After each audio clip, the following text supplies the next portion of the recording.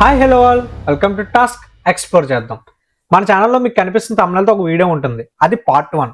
అది కంప్లీట్ చేసి ఈ వీడియోకి వచ్చేస్తే మీకు క్లారిటీగా అర్థమవుతుంది. ఎందుకంటే ఆ వీడియోలో మీరు అసలు ఈ వాటర్ ఫాల్ కి లేదా పుణ్యగిరి ఎలా రావాలనేది వైజాగ్ నుంచి పుణ్యగిరికి ఒక రూట్ మ్యాప్ డైరెక్షన్స్ అన్ని కవర్ చేశారు. సో ఆ వీడియో చూసి వస్తే మీకు ఈ వీడియో క్లారిటీగా అర్థమవుతుంది. ఎందుకంటే ఈ వీడియో ఫోకస్ మొత్తం టెంపుల్ ఉంటుంది, టెంపుల్ ప్లస్ ఇంకొక కొత్త water fall, temple water fall కూడా కవర్ చేసేస్తాం. ఈ మట్ రోడ్ నుంచి అలా పైకి వెళ్ళామంటే రాగపుణ్యగిరి వెళ్తాం. రోడ్ ఇంకా కన్స్ట్రక్షన్ లో ఉంది, కంప్లీట్ అవ్వలేదు. సో ప్రెజెంట్ అయితే టెంపుల్ లోకి వెళ్ళిపోతాం. టికెట్ ఎంత సార్? 20. టైమింగ్స్ ఏంటంటే గుడి ఇప్పుడు వెళ్ళొచ్చా? వెళ్ళొచ్చింది. మార్నింగ్ 5 గంటల నుంచి ఈవినింగ్ 5 గంటల వరకు ఉంటుంది సార్. దర్శనం టికెట్ 20 రూపాయలు అండి. మీరు ఒక అస్థి నిమజ్జన కార్యక్రమం ఒకటి ఉంటుంది, దానికి 30 రూపాయలు sir. Temple timings and ticket rate అర్థమైంది కదా. ఇప్పుడు లోపలికి వెళ్ళి టెంపుల్ని ఎక్స్ప్లోర్ చేద్దాం.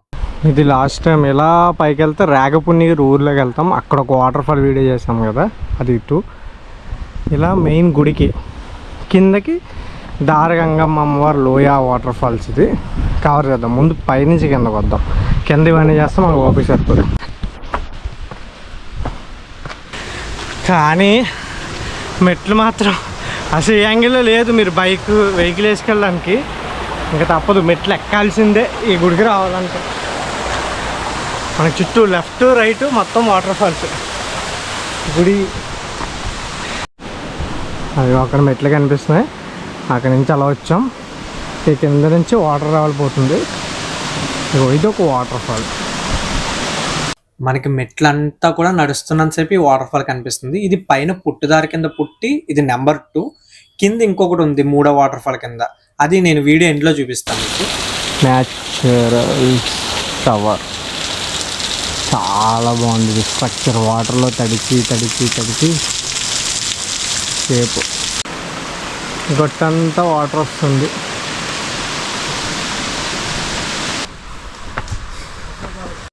ఇది టెంపుల్.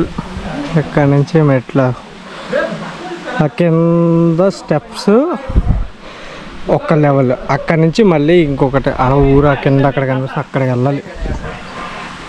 అది స్టార్టింగ్ టెంపుల్. ఇది కింద గుడి. పైకి వచ్చామంటే ఈ గుడికి వస్తాం. పేరు పుట్టుదార స్నానఘట్టం. ఈ గుడికి వచ్చే భక్తులందరూ కంపల్సరీ ఇక్కడ స్నానాలు చేయడం లేదా కాళ్ళు చేతులు కడుక్కొని గుడిలోకి అయితే వెళ్తారు. ఈ పుట్టుదారు లోపల నుంచి ఒక స్వయంభులింగం అయితే ఉందంటే అది బయటకు కనిపించదు. ఇది టెంపుల్ లోపల మెయిన్. లోపల లింగాన్ని అయితే షూట్ చేయనవట్లేదు, ట్రై చేసా, మొబైల్లో ఫోటో కూడా తీసుకోవడానికి వీల్లేదని చెప్పేశారు.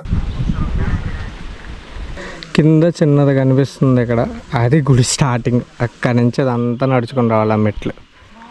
ఇది గుడి పైన. ఇప్పుడు ఆ కిందకి వెళ్ళాలి మనం. మళ్ళీ కిందకి వెళ్ళేటప్పుడు దారిలో ఉన్న ఒక్కొక్క వాటర్ ఫాల్ చూపిస్తా. ఇది త్రినాథ గృహ అని ఏదో ఉందంట. ఇది యాక్చువల్లీ శివరాత్రి కోసం రెడీ చేస్తున్నారు, మొత్తం క్లీనింగ్ అవుతుంది. దట్టు నేను వచ్చింది బుధవారం, ఖాళీగానే ఉంది. నిత్యం వాటర్ రావడం వల్ల ఇది అదే ఏమంటారు, ఒక ఆర్ట్ ఫామ్లో తయారైనాయి కొండలు ఇవన్నీ. బలా ఏదో చెక్కినట్టు. వాటర్ కూడా చాలా నీట్గా అనిపిస్తుంది. గుహ ఇదే మేబీ, ఇవన్నీ ఎప్పటివో కదా. లింగారం ఏదో ఉంది. ఇక్కడ నుంచి వాటర్ ఫాల్స్ కిందకి దిగి వస్తే ఇక్కడ చిన్న వ్యూ పాయింట్తో పాటు ఇలా వాటర్ ఫాల్ బాగుంది. మంచి ఫ్లో అయితే ఉంది వాటర్ ఫాల్. ఇంత చల్లగా ఉన్నాయంట్రా.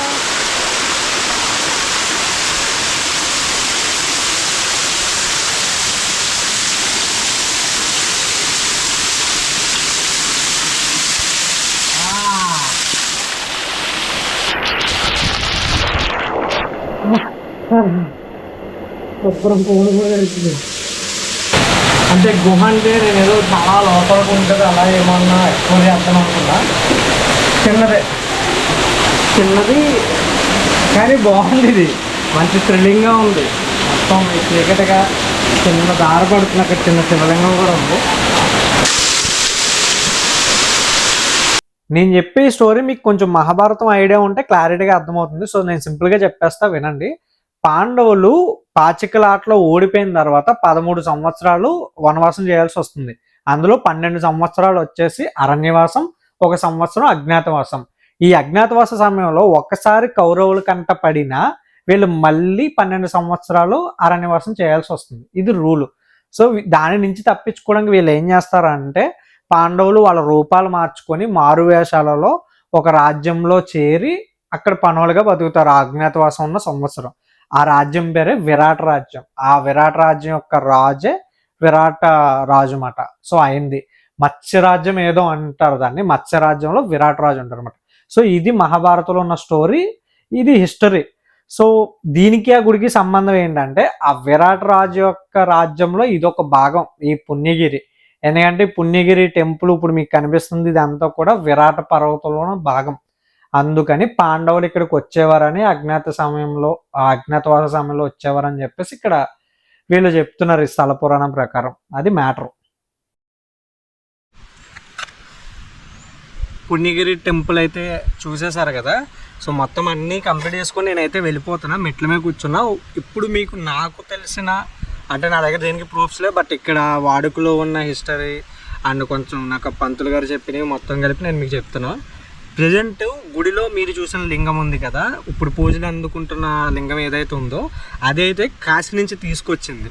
కరెక్ట్గా ఆ లింగానికి 6 అడుగుల కింద స్వయంభుగా వెలిచిన లింగం ఉందంట. 7,000 సంవత్సరాలు అవుతుంది. 7,000 years బ్యాక్ నుంచి ఎస్టిమేటెడ్ వీళ్ళు చెప్పేది ఆ లింగం అయితే ఉంది.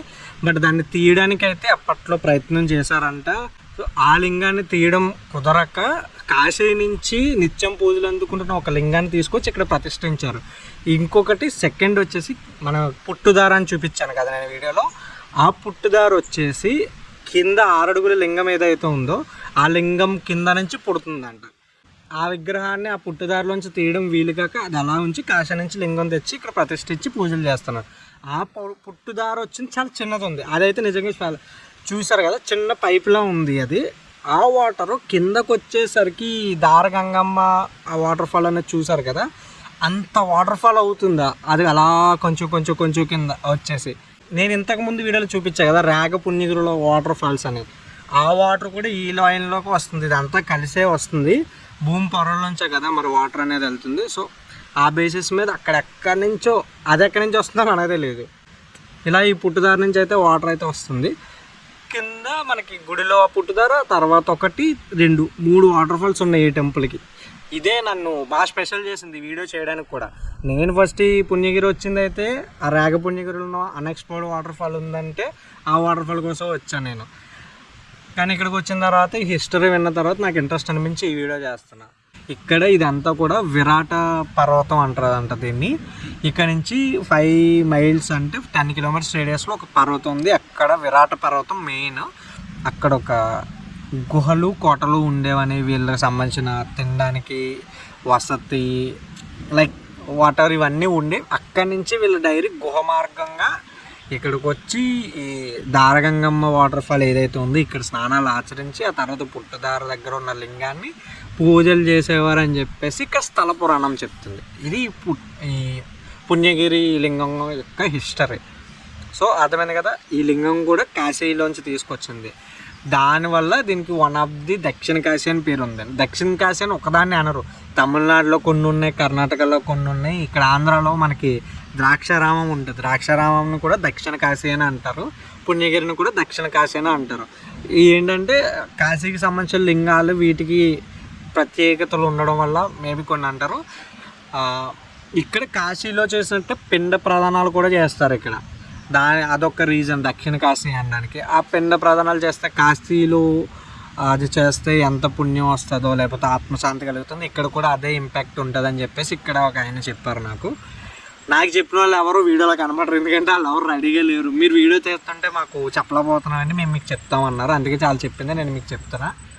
నాకు ఈ గుడిని వీడియో చేయడానికి కూడా ఒక స్పెషల్ రీజన్ అయితే అది పాండవులకు ఉన్న లింక్. ఇంకొకటి వాటర్ ఫాల్ గుడి లోపల నుంచి పుట్టడం మనకి త్రూ అవుట్ది చూసారు కదా వీడియోలో ఫుల్గా చూసారు కదా. మెట్లంతా కూడా మనకు వాటర్ ఫాల్ ఉంది. మ్యాక్సిమం 365 days కూడా వాటర్ ఉంటుందంట.